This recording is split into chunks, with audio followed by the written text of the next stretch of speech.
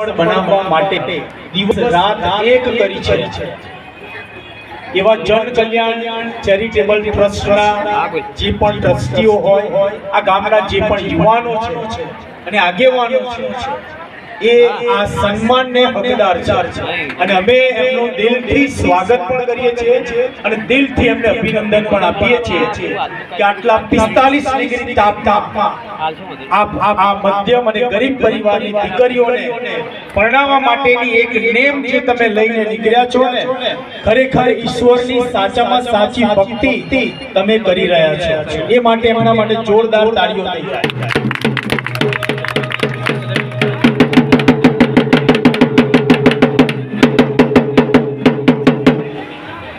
કેટલા ખુશ છે જુઓ તમે।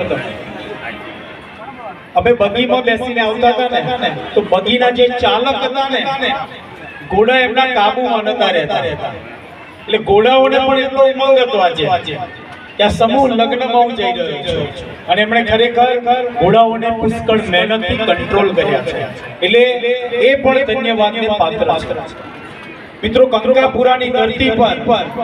આ સમૂહ લગ્ન એટલે કંકાપુરા માટે ખરેખર એવું કહેવાય ઉત્સાહનો માહોલ। આ ગામ માટે ખરેખર ખુશીની વાત કહેવાય કે આ સમૂહ લગ્ન માટે કંકાપુરાની ધરતી પસંદ થઈ છે અને આ ગામમાં જેટલા પણ લોકો પ્રત્યક્ષ અને પરોક્ષ રીતે આ કાર્યક્રમને સફળ બનાવવા માટે લાગ્યા છે અને આજુબાજુના ગામના ઘણા બધા યુવાનો જોઈ રહ્યો છું કે જેઓએ પોતાના ગામમાં સફળતાપૂર્વક સમૂહ લગ્નો કર્યા છે અને એમણે પણ આ સમૂહ લગ્નમાં આજે પોતાનો ટેકો આપ્યો છે, પોતાનો સમય આપ્યો છે, પોતાનું ધન આપ્યું છે। એ તમામ લોકોનો હું હૃદયથી આભાર માનું છું। મારા સાથી મિત્ર ભાઈ શ્રી અશોકભાઈ જેવા જિલ્લા પંચાયતના સદસ્ય છે, એમણે પણ પોતાની આર્થિક મદદ આ સમૂહ લગ્નને કરવામાં સહેજ પણ પાછું વળીને જોયું નથી, તો હું એમના માટે પણ આપને કહીશ કે આપ જોરદાર તાળીઓના ગડગડાટથી એમને પણ સ્વાગત કરતા।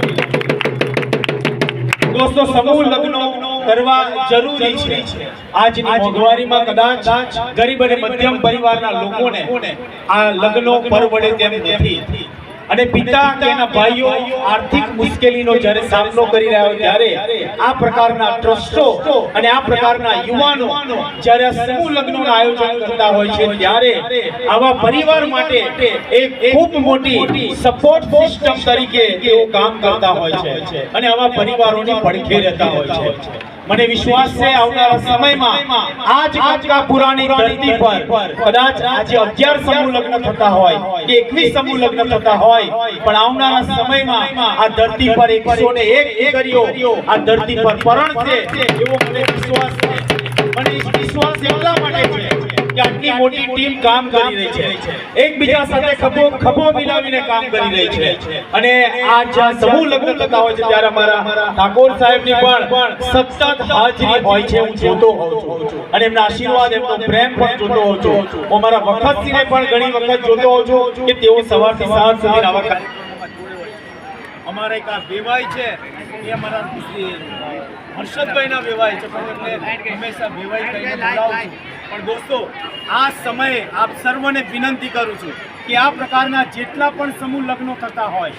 પોતાની ફરજ સમજીને આવા યુવાનોને ટેકો કરજો, તો જ આવનારા સમયમાં તમે તમારા દરેક કાર્યો સફળતાથી પૂર્ણ કરી શકશો। અને માતાજીનો આ સ્ટેજ ઉપરથી પ્રાર્થના કરું છું કે આ દીકરાઓને શક્તિ આપજો, જેથી કરીને આવનારા સમયમાં આ દીકરાઓ જેટલા પણ સારા કાર્યો લઈને નીકળે એમના દરેક કાર્યક્રમો સફળ થાય અને ગરીબ અને મધ્યમ પરિવારોને એ લોકો મદદ કરી શકે એવી મા હરસિદ્ધિનો પ્રાર્થના કરું છું।